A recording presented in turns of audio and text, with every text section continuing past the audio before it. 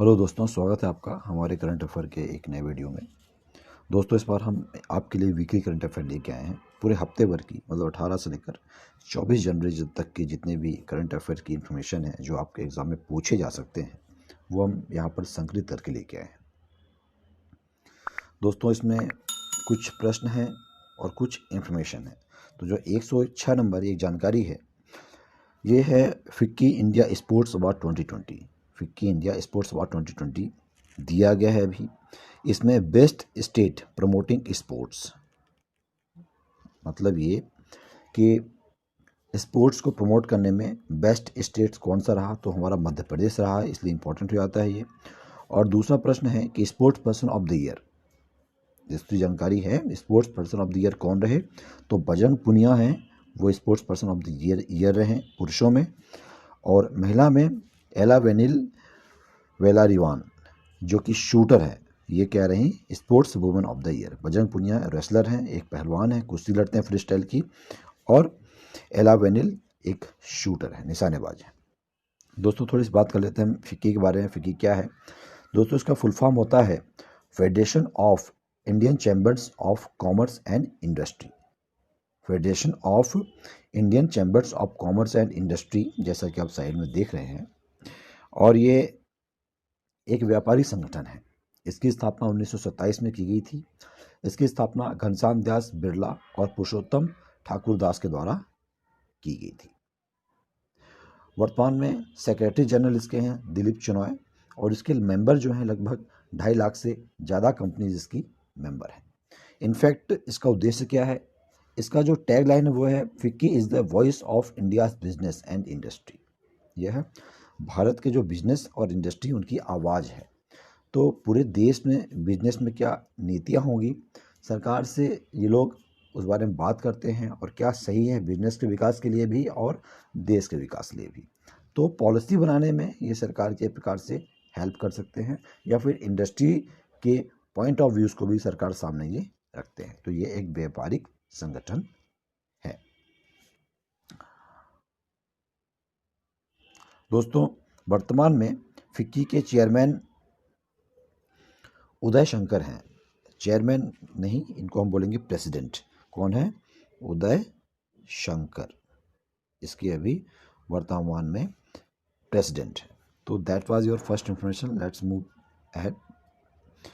मध्य प्रदेश के किन 2 शहरों को यूनेस्को की विश्व धरोहर में शामिल किया गया है? मध्य प्रदेश के किन 2 शहरों को यूनेस्को की विश्व धरोहर में शामिल किया गया है? आपके दोस्तों ऑप्शंस हैं ग्वालियर और ओरछा, मांडू और धार, भोपाल और राजगढ़, सीधी और शहडोल। तो दोस्तों, इसका सही उत्तर है ग्वालियर और ओरछा को। जी हाँ दोस्तों, अभी अभी कुछ दिनों पहले ही मध्य प्रदेश के 2 प्रमुख शहर ग्वालियर और ओरछा को वर्ल्ड हेरिटेज सिटी के शहरों में शामिल किया गया है। अब थोड़ी सी बात कर लेते हैं, हम यूनेस्को की बात कर लेते हैं। तो दोस्तों, यूनेस्को जो है इसका फुल फॉर्म होता है United Nations Educational, Scientific and Cultural Organisation. इसका उद्देश्य क्या है? Promoting world peace and security through the international cooperation in the education, science and culture. भैया, जैसे कि यूनाइटेड नेशंस का उद्देश्य क्या है? शांति बनाए रखना। तो कल्चर के हिसाब से, एजुकेशन के हिसाब से, शांति के हिसाब से, इन फील्ड के हिसाब से पूरे दुनिया में शांति बनी रहे, ये यूनाइटेड नेशंस का प्रमुख काम है। इसका हेडक्वार्टर कहाँ है? पेरिस, फ्रांस में है। और इसके हेड कौन है अभी? तो ऑडिरे एजोले इसके अभी हेड हैं। इसकी स्थापना 16 नवंबर 1945 को लंदन के यूनाइटेड किंगडम में की गई थी। ये बहुत से बाकी मेंबर्स तो इसको बहुत सारे हैं, लेकिन फाउंडिंग मेंबर इसके कौन से थे? United Nations economic and social council में जो उस समय, जैसे कि अमेरिका, ब्रिटेन, फ्रांस, चाइना और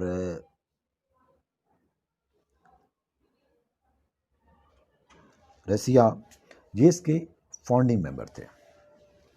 तो ये हो गई कुछ यूनाइटेड नेशंस के यूनेस्को की जानकारी। चलिए अब आगे मूव करते हैं। सिग्नल क्या है? तो दोस्तों आपने अभी हाल ही में सुना होगा कि व्हाट्सएप ने अपनी नई प्राइवेसी पॉलिसी लेके आया है। नई प्राइवेसी पॉलिसी लेके आया। इस पॉलिसी में क्या है, इनफैक्ट हमारी प्राइवेसी को कॉम्प्रोमाइज़ कर रहे हैं वो लोग। अब वो क्या है कि हमारी जानकारी को जो उनके पास आ जाती है, जैसे हम कोई भी मोबाइल एप्लीकेशन इंस्टॉल करते हैं तो हमसे 50 प्रकार की परमिशन मांगता है, हम ये परमिशन दे दो, ये वो परमिशन दे दो। इनफैक्ट कि हमारे मोबाइल की सारी जानकारी हर एप्लीकेशन के पास में चली जाती है।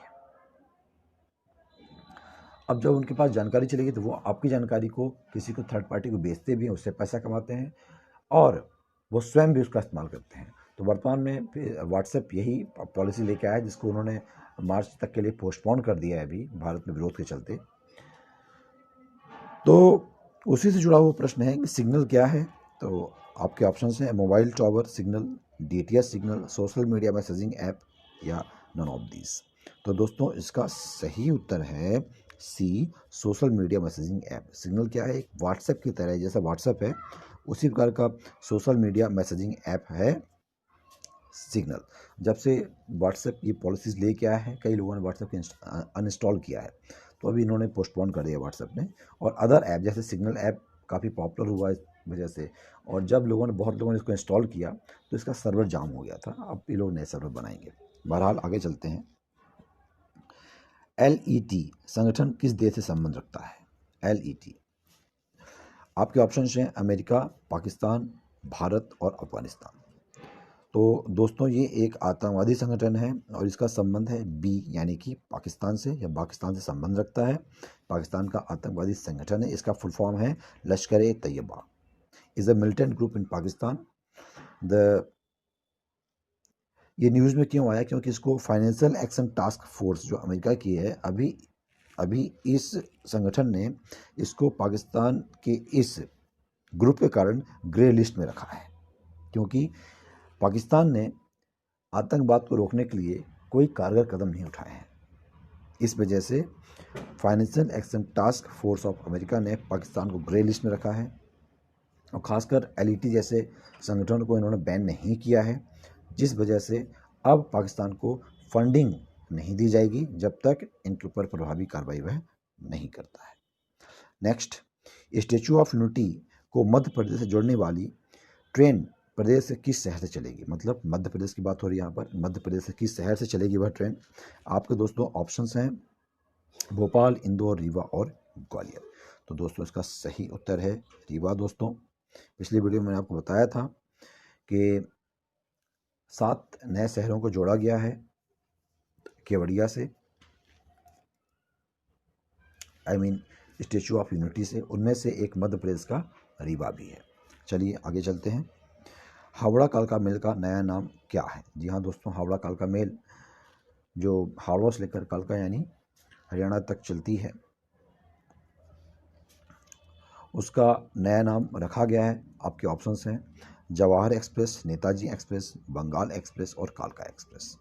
तो दोस्तों इसका सही आंसर है नेताजी एक्सप्रेस। उसका नाम अभी चेंज करके नेताजी एक्सप्रेस कर दिया गया है। अब क्यों किया गया? दोस्तों देश नेताजी सुभाष चंद्र बोस की 125वीं जयंती मना रहा है इस साल 2। तो इसीलिए उनको सम्मान देने के लिए नेताजी एक्सप्रेस जो हमारी हावड़ा कालका मेल है, इसका नाम बदल के नेताजी एक्सप्रेस रख दिया गया है। नेक्स्ट क्वेश्चन भी इससे जुड़ा हुआ है। नोट नेक्स्ट क्वेश्चन दोस्तों है ड्रैगन फ्रूट का नाम बदलकर क्या रखा गया है? ड्रैगन फ्रूट का नाम बदलकर क्या रखा गया दोस्तों? तो जैसा आप देख रहे हैं ये है ड्रैगन फ्रूट, तो इसका नाम बदलकर क्या रखा गया है यही आपको बताना है। ए मंगलम, बी कमलम, सी सुंदरम। तो दोस्तों इसका सही उत्तर है बी कमलम। इसका नाम बदल के रख दिया गया है ड्रैगन फ्रूट का। वैसे भी दोस्तों ड्रैगन फ्रूट प्रचुर मात्रा में चाइना में पाया जाता है, हालांकि जैसे नाम से दिखता है, लेकिन भारत के गुजरात के कच्छ क्षेत्र में भी यह काफ़ी मात्रा में पाया जाता है। तो अब इसको हम ड्रैगन फ्रूट नहीं बल्कि भारत में कमलम के नाम से जानेंगे, ये आपको पता होना चाहिए। दोस्तों अगला आपको जो प्रश्न है वह प्रश्न नहीं बल्कि एक जानकारी है। देश में बिजली की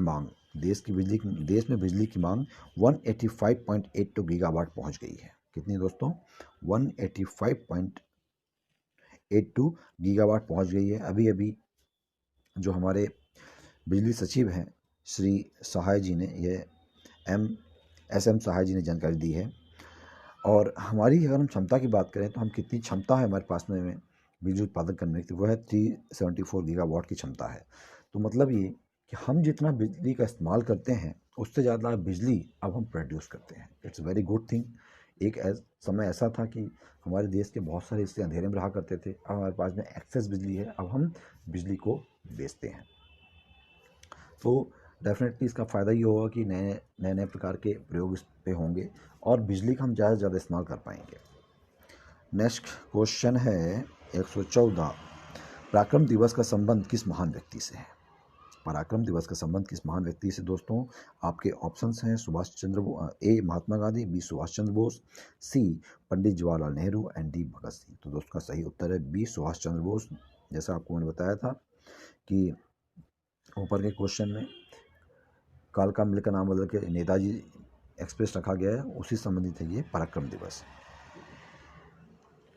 दोस्तों अब क्या होगा कि हर साल नेताजी सुभाष चंद्र बोस के जन्म दिवस पर यानी 23 जनवरी के दिन पूरे देश में पराक्रम दिवस मनाया जाएगा। तो आप इसको रट लें, याद कर लें। पराक्रम दिवस पक्का पूछा जाएगा कहीं न कहीं किसी एग्जाम में कि पराक्रम दिवस कब मनाया जाता है, किस उपलक्ष्य में मनाया जाता है। आपको पता होना चाहिए कि नेताजी सुभाष चंद्र बोस की जयंती पर, उनके जन्मदिन पर 23 जनवरी को हर साल अब पराक्रम दिवस मनाया जाएगा उनको सम्मान देने के लिए।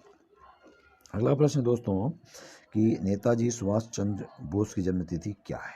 नेताजी सुभाष चंद्र बोस की जन्मतिथि क्या है? तो दोस्तों ये हम डिस्कस कर चुके हैं, आपको पता होना चाहिए। आपके ऑप्शंस हैं 23 फरवरी, बी 23 जनवरी, सी 23 दिसंबर और डी 22 जनवरी। तो दोस्तों इसका सही उत्तर है बी 23 जनवरी। अभी आपने अगर देखा हो कि 23 जनवरी को ही मोदी जी कलकत्ता गए थे और वहाँ पर बड़े भव्य स्तर पर इस पराक्रम दिवस का आयोजन किया गया था। कहाँ पर किया गया दोस्तों? तो विक्टोरिया मेमोरियल एक बड़ी फेमस जगह है कोलकाता में, विक्टोरिया मेमोरियल। आप इसको याद रखें नाम को। ये पूछा जा सकता है विक्टोरिया मेमोरियल कहाँ पर है, तो ये कोलकाता में है। वहाँ पर नेताजी का पहला पराक्रम दिवस बड़े जोश के साथ में और बड़े विशाल स्तर पर मनाया गया है। मोदी जी स्वयं वहाँ पर उपस्थित थे। दोस्तों अगली जानकारी बस आपके लिए है कि अन्ना चांडी देश की पहली महिला जज थी। महिला जजों की बात करें तो अन्ना चांडी थी, वो देश की पहली महिला जज थी। उन्होंने पहले मुंसिफ जज के रूप में, मतलब जो छोटे न्यायालय होते हैं उस वहाँ पे उन्होंने उसको ज्वाइन किया और बाद में क्या बनी, वह जिला जज बनी और बाद में हाई कोर्ट की जस्टिस भी बनी थी महिला चांडी। दोस्तों के बाद अगला प्रश्न है, इफ़ी 2021 में स्वर्ण मयूर पुरस्कार किसे दिया गया? इफ़ी मतलब international film festival of India, जो अभी कहाँ चल रहा है दोस्तों? गोवा में चल रहा था। इसमें स्वर्ण मयूर पुरस्कार किसको दिया गया है? ये इफ़ी जो है हर साल होता है, गोवा में होता है, प्रतिवर्ष होता है। अभी 51वां 51st इफ़ी गोवा में आयोजित किया गया था। इसमें आपको बताना है कि स्वर्ण मयूर पुरस्कार होता है कि जब सब जो उस फिल्म फेस्टिवल की सबसे अच्छी फिल्म होती है उसको ये पुरस्कार दिया जाता है। तो कौन सी मूवी को दिया गया है? आपके ऑप्शंस हैं into the darkness, B hurt locker, C deep sea. तो दोस्तों इसका सही उत्तर है ए इनटू द डार्कनेस। यह डेनमार्क की फिल्म है, इसको स्वर्ण मयूर पुरस्कार दिया गया है। तो ये आप ये भी याद रखें कि इसको स्वर्ण मयूर पुरस्कार कहाँ दिया जाता है, तो आपको पता होना चाहिए फिल्म दिया जाता है और किसको दिया गया है, तो इनटू द डार्कनेस मूवी को, जो डेनमार्क की है, उसको यह पुरस्कार दिया गया है। तो दोस्तों ये थी कुछ इस वीक की करंट अफेयर की जानकारी। आशा आपको पसंद आई होगी तो प्लीज़ आप हमारे इस वीडियो को शेयर करें और अगर आप पहली बार देख रहे हैं तो प्लीज़ हमारे चैनल को सब्सक्राइब करें। आपने वीडियो देखा, thank you very much. See you in next week end in next video. Thank you very much.